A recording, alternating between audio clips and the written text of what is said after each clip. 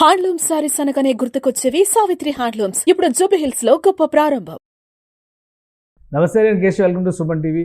ఆంధ్రప్రదేశ్లో భారీ వర్షాలు అతలాకుతలం చేస్తున్నటువంటి పరిస్థితి. అందులో ముఖ్యంగా మహానగరంగా చెప్పుకునే విజయవాడ ఇప్పుడు అల్లాడిపోతుంది. ఎక్కడ చూసినా కానీ కాలనీలన్నీ నీట మునిగాయి. పైనుంచి చూస్తే భారీ ఎత్తున వరద నీరు వచ్చి కృష్ణానదిలో పొంగి పొర్లుతున్నటువంటి వాతావరణం. ఈ నేపథ్యంలో ప్రకాశం బ్యారేజ్ దగ్గర భారీ ఎత్తున వరద నీటిని దిగువకు వదులుతున్నారు. అలానే ప్రకాశం బ్యారేజ్ దగ్గర నుంచి అనేక కాలువలకు కూడా నీటిని విడుదల చేస్తున్నారు. చుట్టుపక్కల ప్రాంతాల్లో అప్రమత్తంగా ఉండాల్సినటువంటి పరిస్థితి చాలా స్పష్టంగా కనిపిస్తుంది. ప్రకాశం బ్యారేజ్ దగ్గర తాజా పరిస్థితి ఎలా ఉంది, ముఖ్యంగా విజయవాడ నగరంలో వాతావరణ పరిస్థితులు ఎలా ఉన్నాయి, ఈ అంశం పైన అప్డేట్స్ మా ప్రతినిధి నాగరాజు అందిస్తారు. నాగరాజు గారు నమస్కారం. నాగరాజు గారు,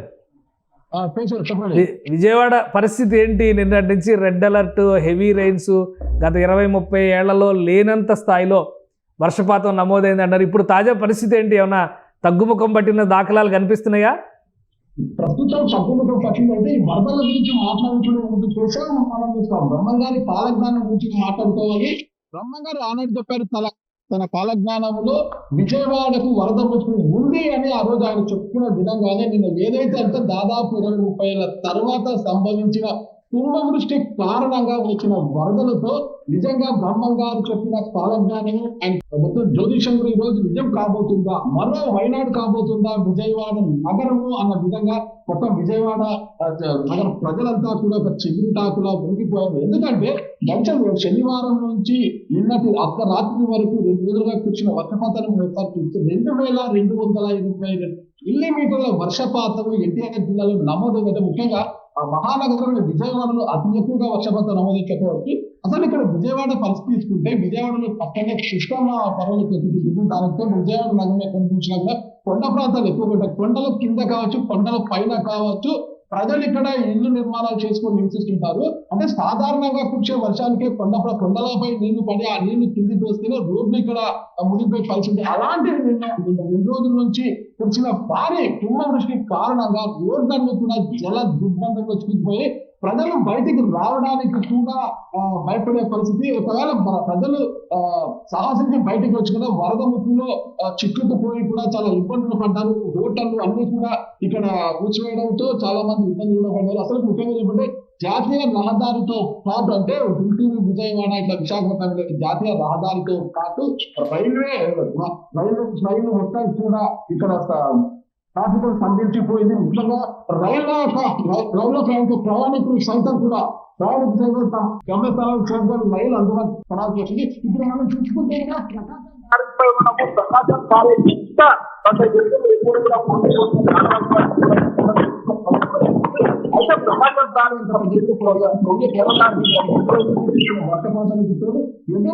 తెలంగాణ రాష్ట్రంలో ఖమ్మంలో కూడా భారీ వర్షం కురవడంతో దిగువ భాగాన్ని తల్లి వసంతో మొత్తం కూడా ప్రకాశం బ్యాలెన్స్ కూడా ఇల్లు కూడా మారిపోయింది. మొత్తం 6 లక్షల క్యూసెక్కులకు పైగా దిగువడంతో మొత్తం 70 గంటలు వచ్చేసి 6 లక్షల క్యూసెక్కులకు దిగువడంతో ఇక్కడ అంశాల నీళ్ళతో సముద్రంలో వెళ్ళి కలిసి నీరంతా కూడా ఒక మీరు తీసుకుంటే మహానగరంగా పేరొందిన విజయవాడ మాత్రం గత 2 రోజుల నుంచి ఒక చిగురుటాలుగా వణికిపోయింది. ముఖ్యంగా మొగరాజపురం కావచ్చు, కనకదుర్గమ్మ గుడి ప్రాంతం కావచ్చు, ఈ సభైల ప్రాంతం కావచ్చు, ఇవన్నీ కూడా నీటిమయపడిపోయాయి. ఈ కొండ ప్రాంతాల పైన కావచ్చు, కొండల కింద కావచ్చు ప్రజలు నివాసం ఉండడంతో నిన్నటి రోజు కూర్చున్న వర్షాలకు మొన్నటి రోజు కూర్చున్న వర్షాలకు పైన ఉన్న పంటరాలు కింద పడడంతో మొగరాజపురం ఇంటిపై పడి 5 మంది మృతి చెందిన సంఘటన కూడా మనం చూసాము. అంతేకాకుండా ఎక్కడ మొత్తం కబేలా కావాలని మొత్తం ఎక్కడ చూసినా కూడా నీటిమయం ఇప్పటికీ కూడా ఇప్పుడు ముఖ్యంగా విజయవాడ నగరంలో సాధారణంగా ఎక్కడైనా కూడా రోడ్లన్నీ హైట్గా ఉంటాయి, మొత్తం కాలంలో చాలా తక్కువగా ఉంటాయి. కానీ విజయవాడ మహానగరంలో ఎక్కువ కారణం వల్ల కాలువలు ఎత్తైపోయి రోడ్లు దిగువ భాగం ఉండడంతో నీళ్ళన్నీ కూడా మొత్తం రోడ్ల పైన పడించడం జరిగింది. 2 రోజులు అంటే నిన్నటి అర్ధరాత్రి నుంచి కూడా రోడ్లపై ఉన్న నీళ్ళు తగ్గుతుంది. ఇప్పుడు తగ్గుతుంది. రెస్క్యూ చర్యలు కూడా చేపట్టారు. ముఖ్యంగా రాష్ట్ర ముఖ్యమంత్రి చంద్రబాబు నాయుడు గారు కూడా మొత్తం కంట్రోల్ కూర్చొని అధికారులకు దిశానిర్దేశాలు ఇవ్వడం కూడా, ఎక్కడైతే వరద నష్టం ఎక్కువ అక్కడికి మొత్తం అధికార బృందాలంతా పంపించి అప్రమత్త చర్యలు తీసుకోవడము.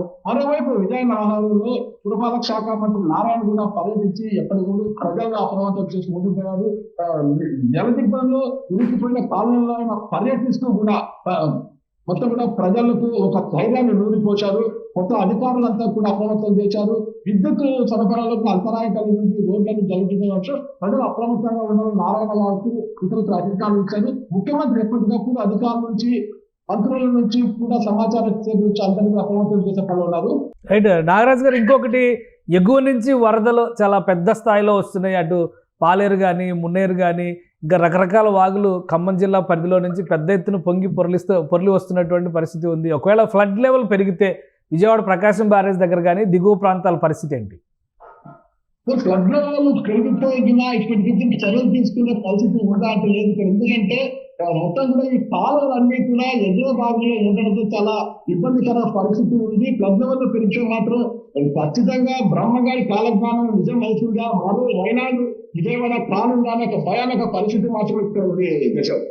రైట్, రెండో ప్రమాద హెచ్చరికని ప్రకాశం బ్యారేజ్ దగ్గర అనౌన్స్ చేశారు. ప్రకాశం బ్యారేజ్ ఇన్ఫ్లో అవుట్ఫ్లో 5,82,360 క్యూసెక్లు ఉన్నట్టుగా అధికారులు ఒక రిపోర్ట్ రిలీజ్ చేశారు. అలానే ప్రకాశం బ్యారేజ్ దగ్గర 15 అడుగులకి నీటి మట్టం చేరింది. దివిసీమకి పొంచి ఉన్న వరద ముప్పు ఇప్పుడు ప్రజెంట్ లేటెస్ట్గా వస్తున్నటువంటి అప్డేట్. కాబట్టి దిగువకి పెద్ద ఎత్తున నీరు వదలాల్సినటువంటి పరిస్థితి ఉంది. కాబట్టి ప్రకాశం బ్యారేజ్కి దిగువన ఉన్నటువంటి ప్రాంతాలు గతంలో చూస్తే ఆవెనగడ్డ కానీ, నాగాయలంక కానీ ఇవన్నీ కూడా చాలా ఎక్కువ ఎఫెక్ట్ అయ్యేటువంటి అవకాశం ఉంటుందని అధికారులు హెచ్చరికలు జారీ చేస్తున్నారు. ఆల్రెడీ రెండో ప్రమాద హెచ్చరికని అక్కడ అనౌన్స్ చేశారు. సో అసలు వర్షం పరిస్థితి ఏంటి? వర్షం మళ్ళీ పడే అవకాశాలు ఉన్నాయా, లేదంటే ఇక వర్షం అక్కడ తెరపించింది కాబట్టి వరద ముప్పు మాత్రమే పొంచి ఉంటుంది విజయవాడ ఆ దిగువ ప్రాంతాలకు సంబంధించినటువంటి ప్రజలకు అనుకోవచ్చా? విశాఖపట్నం, శ్రీకాకుళం మధ్య కళింగపట్నం వద్ద తుఫాను తీరం దాటిందని చెప్తున్నారు. దీంతో వర్ష ప్రభావం పట్ల అరేబియా సముద్రంలో నెలకొన్న తుఫాను కారణంగా దేశంలోని 10 రాష్ట్రాల్లో వరదలు మరింత వర్షాలు అతి స్థాయిలో వచ్చే అవకాశం ఉందంటున్నారు. ప్రస్తుతానికైతే విజయవాడలో వర్ష ఉధృతి అయితే తగ్గింది. తగ్గడంతోనే ప్రజలు కాసింత ఊపిరి పీల్చుకొని రోడ్లపైకి వస్తున్నారు. అధికారులు కూడా నీటినంతా కూడా కాలువలో తరలించే ఏర్పాట్లు అయితే చేస్తున్నారు. ప్రజలకు అవసరమైన అన్ని ఏర్పాట్లు కల్పించే పరిస్థితులు ఉన్నారు.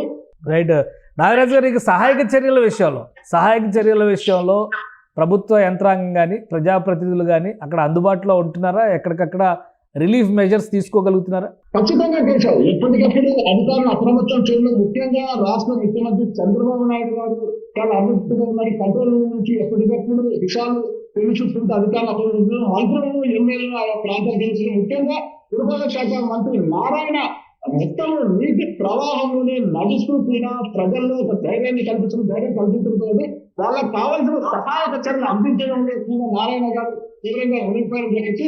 మరోవైపు అధికార యంత్రాంగం అంతా కూడా నీళ్ళలోనే అలాగే నడుస్తూ జల దిగ్బంధంలో ఉన్న కాలనీలకు వెళ్తూ ప్రజలకు సహాయ సహకారాలు అందించే ఏర్పాట్లు చేస్తున్నారు. రైట్, థ్యాంక్ యూ నాగరాజు గారు అప్డేట్స్ అందించినందుకు. విజయవాడ పరిసర ప్రాంతాల్లో ప్రకాశం బ్యారేజ్ దగ్గర రెండో ప్రమాద హెచ్చరికని అనౌన్స్ చేయడం, దిగువ ప్రాంతాల్లో జాగ్రత్తలు తీసుకోవడం పైన అధికారులు ఫోకస్ పెట్టారు. అలానే ప్రజాప్రతినిధులు అందరూ కూడా దాదాపు బాధిత ప్రాంతాల్లో పర్యటనలు చేస్తున్నారు. ముఖ్యంగా కొండ చర్యలు విరిగిపడినటువంటి ప్రదేశాల్లో మున్సిపల్ శాఖ మంత్రి నారాయణ, ఎంపీ కేశినేని శివనాథ్ వీళ్ళందరూ కూడా అక్కడ పర్యటన జరుపుతున్నారు. అలానే ఆంధ్రప్రదేశ్కి సంబంధించి పౌర సరఫరాల శాఖ ఒక కీలకమైనటువంటి ప్రకటన చేసింది. సెప్టెంబర్ 24 నెలకు సంబంధించినటువంటి ప్రజా పంపిణీ సరుకులకి సంబంధించి ఈ వరద ప్రాంతాల్లో కూడా ప్రత్యేక ఏర్పాట్లు చేయాలని చెప్పని డిసైడ్ చేసింది. అక్కడ ఇబ్బందులు పడుతున్న వాళ్ళు ఎవరైనా కానీ స్థానిక యంత్రాంగాన్ని, అలానే రెవెన్యూ సిబ్బంది, ఎన్డీఆర్ఎఫ్ సిబ్బంది నిరంతరం ఆయా ప్రాంతాల్లో పర్యటనలు జరుపుతున్నారు. వాళ్ళ నుంచి అత్యవసరాలు, నిత్యావసరాలు అవసరమైనప్పుడు అధికారుల్ని అడిగితే సహాయం ఖచ్చితంగా అందిస్తారని చెప్తున్నారు. అలానే రైళ్లకి సంబంధించి కూడా చాలా తీవ్రమైనటువంటి ఇబ్బందులు ఎదుర్కొన్నారు. దాదాపు 24 నుంచి 30 రైళ్లని ప్రస్తుతం రద్దు చేసినటువంటి పరిస్థితి. మహబూబాబాద్ లైన్ పూర్తిగా డ్యామేజ్ అవడంతో ఆ దిశగా రాకపోకలు మొత్తం కూడా స్తంభించాయి. అలానే ఖమ్మం జిల్లాలో వాగులు పొంగి పొర్లుతున్నటువంటి నేపథ్యంలో కార్లు కొట్టుకొస్తున్నాయి. కోదాడ పరిసర ప్రాంతాలకి 2 కార్లు కొట్టుకొచ్చినట్టుగా సమాచారం అందుతోంది. అయితే కోదాడకు చెందినటువంటి వాసి ఒక అతను చనిపోయినట్టుగా, అందులో ఆ కారులో మృతదేహం ఉన్నట్టుగా గుర్తించారు. మిగతా వివరాలు తెలియాల్సినటువంటి అవసరం ఉంది. అలానే రెండో కారుకు సంబంధించినటువంటి సమాచార సేకరణ పైన కూడా అధికార యంత్రాంగం దృష్టి పెట్టింది. ఇటు తెలంగాణలో, అటు ఆంధ్రప్రదేశ్లో ముఖ్యంగా సరిహద్దు గ్రామాల్లో భారీ వర్షం, భారీ వరద ముప్పు పొంచి ఉంది. కాబట్టి ఆయా ప్రాంతాల ప్రజలు మాత్రం క్షణక్షణం అప్రమత్తంగా ఉండక తప్పని పరిస్థితి ఎదురవుతోంది. సుమన్ టీవీలో మీ పర్సనల్ అండ్ బిజినెస్ ప్రమోషన్స్ కోసం కింది నెంబర్కి కాంటాక్ట్ చేయండి.